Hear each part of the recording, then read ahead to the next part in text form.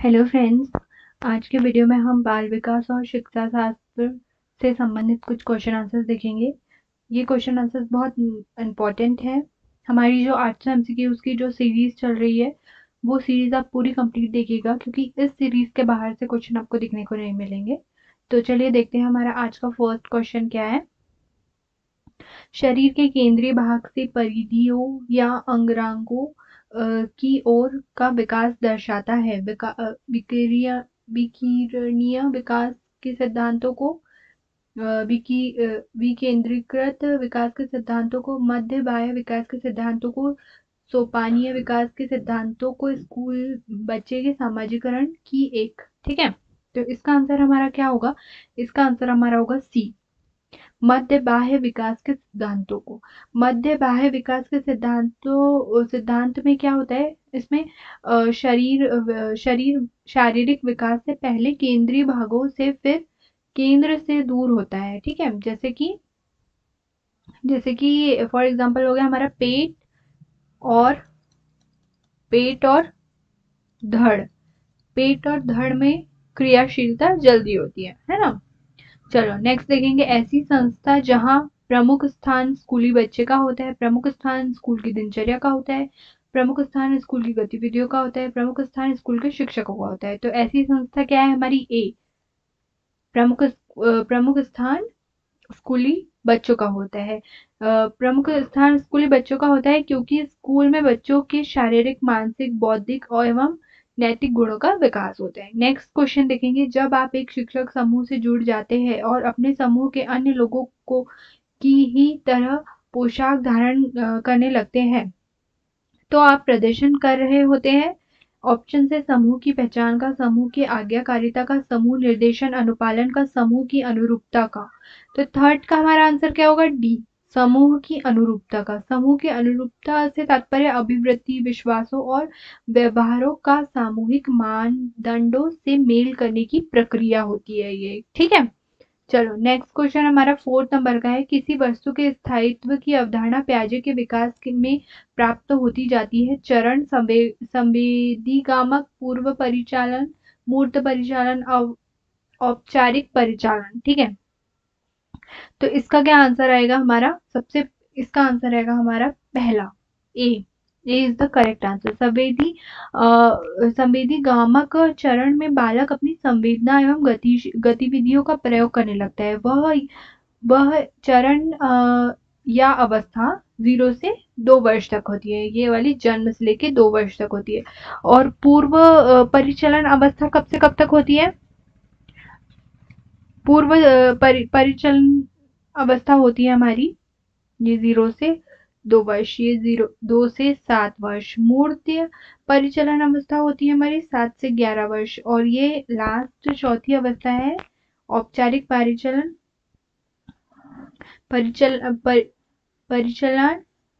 कितना वर्ष होता है इसका? 11 से 15 वर्ष तक की। ठीक है, और प्याजे के बारे में देख लेते हैं। प्याजे का जन्म 1896 में हुआ था। स्विट्जरलैंड के रहने वाले थे ये। और प्याजे को विकासात्मक मनोविज्ञान का जनक भी माना जाता है और उन्होंने संज्ञानात्मक विकास का सिद्धांत प्रतिपादित किया था। ठीक है, चलो नेक्स्ट क्वेश्चन हमारा कौन सा है? 5th नंबर वाला क्वेश्चन देखेंगे अब। 5th नंबर क्वेश्चन में क्या बोला है? व्यक्तिगत शिक्षा कार्यक्रम की योजना के संदर्भ में बनाई जाती है। विशेष शिक्षा कार्यक्रम, बाल केंद्रित शिक्षा कार्यक्रम, मुक्त विद्यालय शिक्षा कार्यक्रम, ई अधिनियम शिक्षा कार्यक्रम। तो इसका आंसर होगा बी, बाल केंद्रित शिक्षा कार्यक्रम। ठीक है, बाल केंद्रित शिक्षा कार्यक्रम में बालकों को शिक्षा प्रक्रिया का केंद्र बिंदु माना जाता है इसमें। ठीक है, नेक्स्ट देखेंगे। 6 नंबर का क्वेश्चन है। महीनों की आयु के बीच अधिकांश बच्चे शब्द को मिलाकर छोटे छोटे वाक्य बोलना शुरू कर देते हैं। ऑप्शन है 12 से 18, 18 से 24, 24 से 30, 30 से 36। तो इसका आंसर क्या होगा? इसका आंसर होगा हमारा 6 नंबर का आंसर होगा B. B is the correct answer.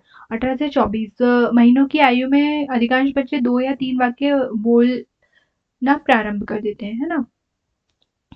चलिए नेक्स्ट क्वेश्चन है। बुद्धिलाब्धि या आईक्यू की अवधारणा दी गई थी। गेल्टन द्वारा, बिने द्वारा, स्टर्न द्वारा, टर्मन द्वारा। किसके द्वारा दी गई थी? ये दी गई थी स्टर्न द्वारा, सी। आईक्यू पद की उत्पत्ति जर्मन के शब्द से हुए। इसकी पहली बार प्रयोग जर्मन के मनोवैज्ञानिक विलियम स्टर्न द्वारा सन कौन से सन में किया था? 1912 में किया था। ठीक है, चलो नेक्स्ट क्वेश्चन है, सृजनात्मक की अवधारणा से की संबंधित माना जाता है? द्रव बौद्धिकता, रवादार बौद्धिकता, अभिसृत सोच, विविध सोच।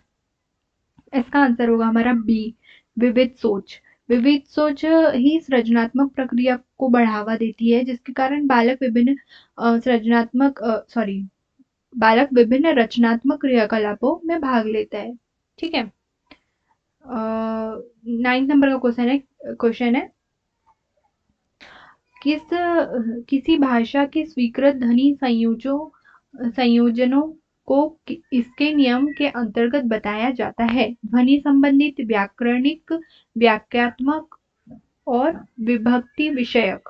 ठीक है, तो इसका आंसर क्या होगा? ध्वनि संबंधित। ठीक है, ध्वनि संबंधित नियम किसी विशिष्ट भाषा का वह परिवर्तन या विकार है जो उस विशिष्ट भाषा का कुछ खास ध्वनियों में एक विशिष्ट काल एवं विशिष्ट दशाओं में होता है। ठीक है, चलो नेक्स्ट क्वेश्चन है 10 नंबर का क्वेश्चन, जब सोचने की प्रक्रिया किसी भाषा द्वारा प्रभावित होती है तो ऐसी स्थिति को ऑप्शन है संस्कृति प्रभावित करते हैं, भाषा निर्धारित, संज्ञान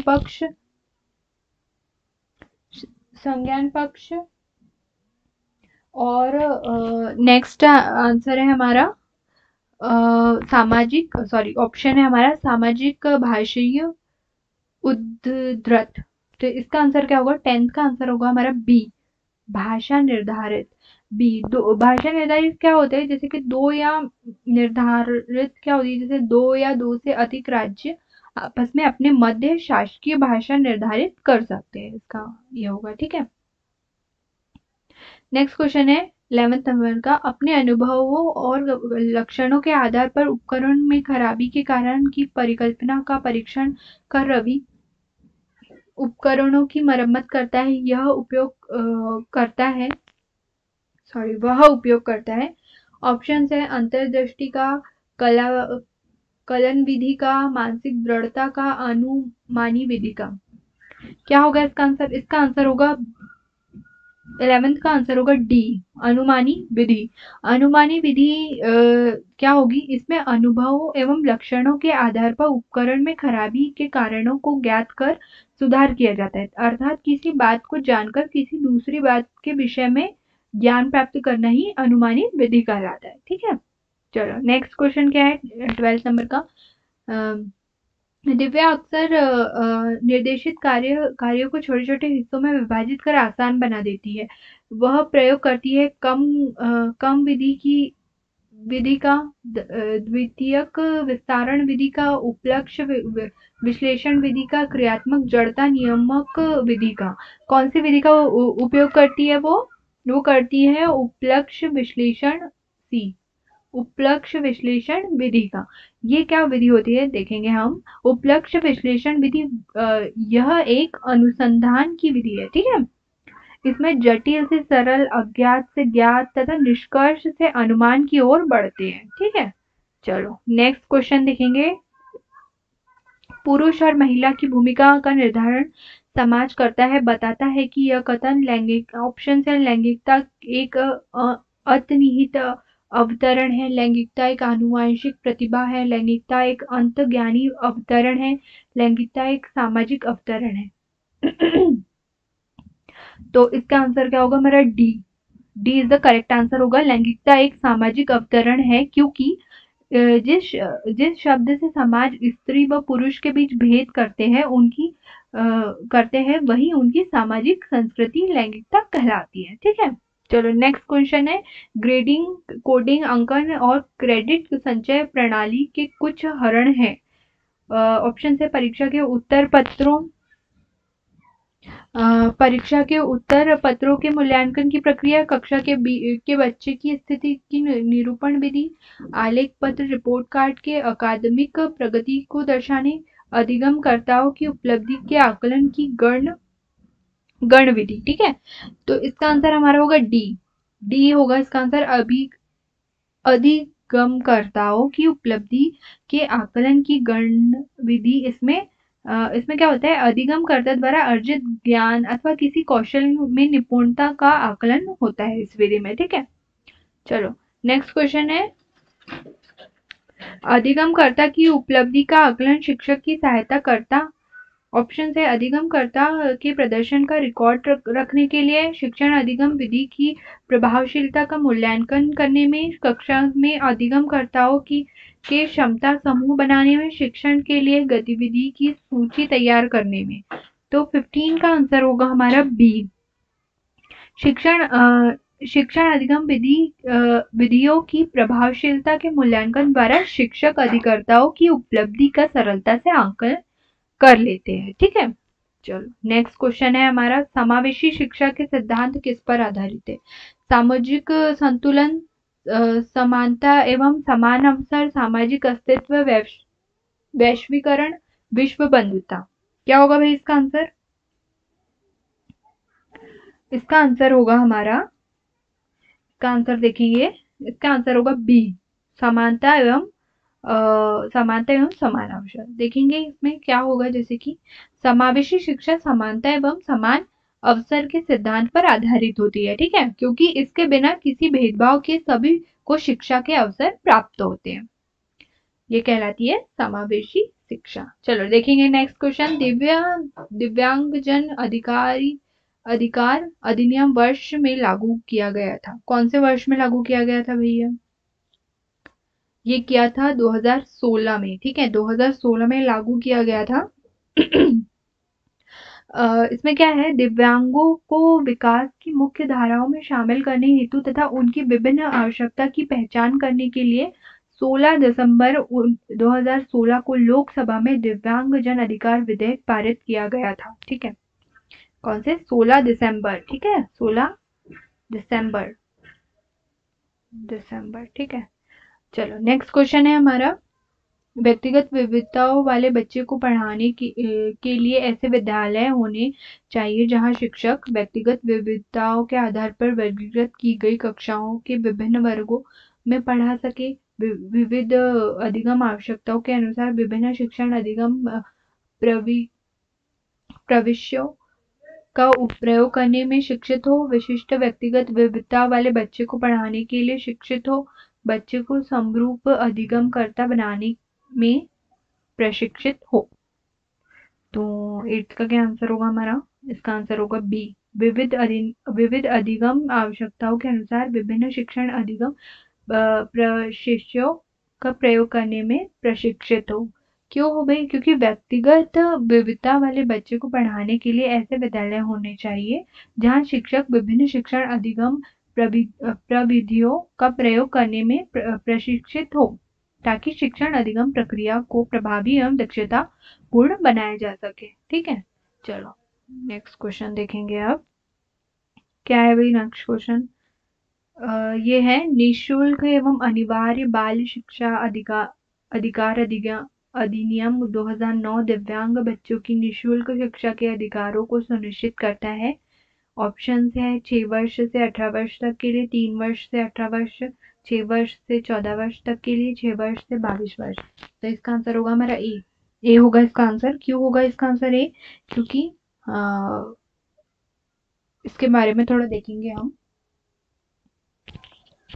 क्या है बोला है क्वेश्चन में, चलो इसके बारे में। संविधान अधिनियम 2002 ने भारत के संविधान में अंत स्थापित अनुच्छेद 21 क ऐसे ढंग से जैसे कि राज्य कानून द्वारा निर्धारित करता है, मौलिक अधिकार के रूप में 6 से 14 वर्ष के आयु समूह के सभी बच्चों को मुफ्त और अनिवार्य शिक्षा का प्रावधान करता है। ठीक है, निःशुल्क और अनिवार्य बाल शिक्षा अधिनियम 2009 में बच्चों का अधिकार जो अनुच्छेद 21 के तहत परिणामी विधान का प्रतिनिधित्व करता है का अर्थ है औपचारिक स्कूल।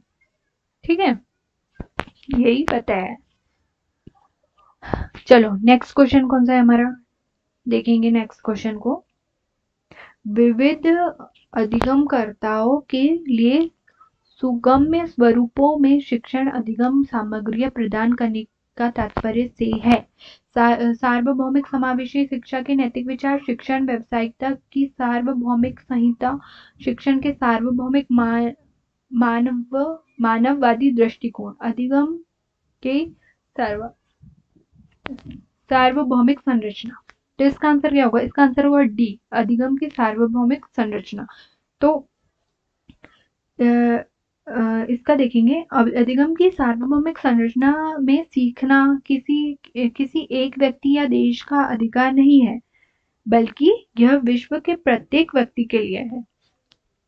ठीक है, चलो नेक्स्ट क्वेश्चन है, वह जागरूकता एवं संज्ञानात्मक क्षमताओं का नियंत्रण जैसे योजना बनाना, समीक्षा करना तथा संशोधन करना इत्यादि में अंतर्निहित है। केंद्रीकरण, संज्ञानबोध, संज्ञान समायोजन। क्या होगा? इसका आंसर हो गया संज्ञानबोध। संज्ञानबोध क्या है? संज्ञानबोध यह एक ऐसी मानसिक प्रक्रिया है जो ज्ञानार्जन और बोध से संबंधित है। इसमें चिंतन, स्मृति, निर्णय लेना जैसे समस्याओं का समाधान, कल्पना आदि समाहित होती है। ठीक है, चलो नेक्स्ट क्वेश्चन है हमारा 22 नंबर का। जब बच्चे प्राप्त की गई सूचना की व्याख्या करने के लिए अपने अनुभव के आधार पर सोचते हैं तो उसे कहा जाता है प्रतिक्रियावादी सोच, संरचनात्मक सोच, अमूर्त सोच, मूर्त सोच। उसे कहा जाता है डी, मूर्त सोच। मूर्त सोच क्या होती है? यह ऐसी मानसिक क्षमता है जिसके आधार पर बालक ठोस वस्तुओं के महत्व को समझता है तथा उसका ठीक प्रकार से विभिन्न विभिन्न परिस्थितियों में परिचालन करना सीखता है। ठीक है, चलो नेक्स्ट क्वेश्चन क्या है? अधिगमकर्ता को व्यक्तिगत क्षमता के आधार पर उनकी कठिनाई के विभिन्न स्तर को ध्यान में रखते हुए पढ़ने की विधि को जाता है कहाँ? विभेदी अनुदेशन, चयनित अनुदेशन,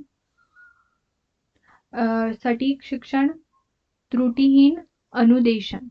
ठीक है, तो इसे कहा जाता है ए, विभेदी अनुदेशन। यह शिक्षण के लिए एक दृष्टिकोण है जिसमें शिक्षक छात्र के मतभेदों के लिए सक्रिय रूप से योजना बनाते हैं ताकि सभी छात्र सर्वोत्तम रूप से सीख सके। ठीक है, चलो नेक्स्ट क्वेश्चन कौन सा है? 24 नंबर का। प्रतिपालन अधिगम का एक विशिष्ट चरण है जो अधिगम के चरण का पूर्ववर्ती है।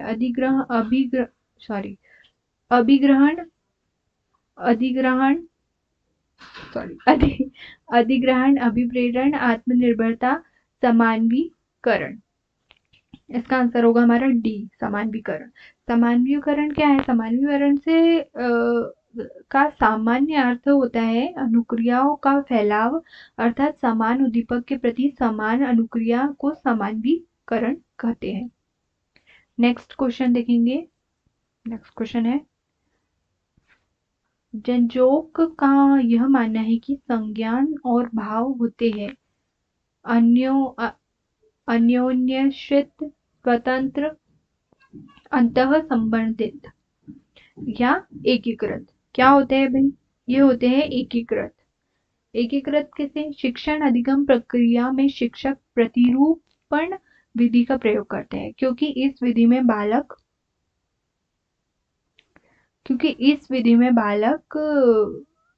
किसी अन्य व्यक्ति के व्यवहार की नकल आसानी से सीखते हैं। ठीक है,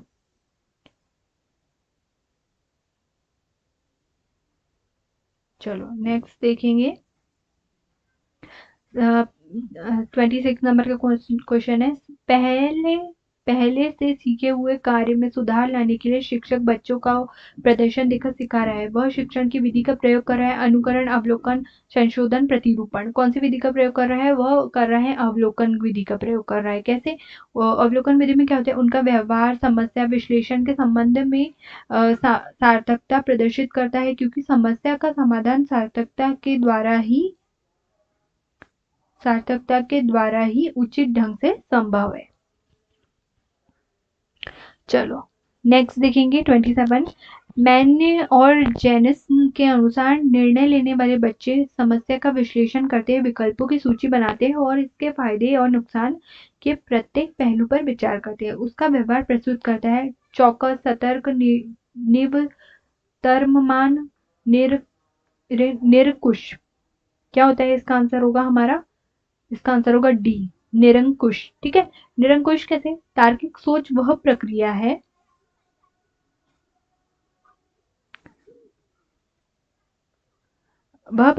जिसमें जिसमें कोई निष्कर्ष निकालने के लिए निरंतर तर्क का उपयोग करता है।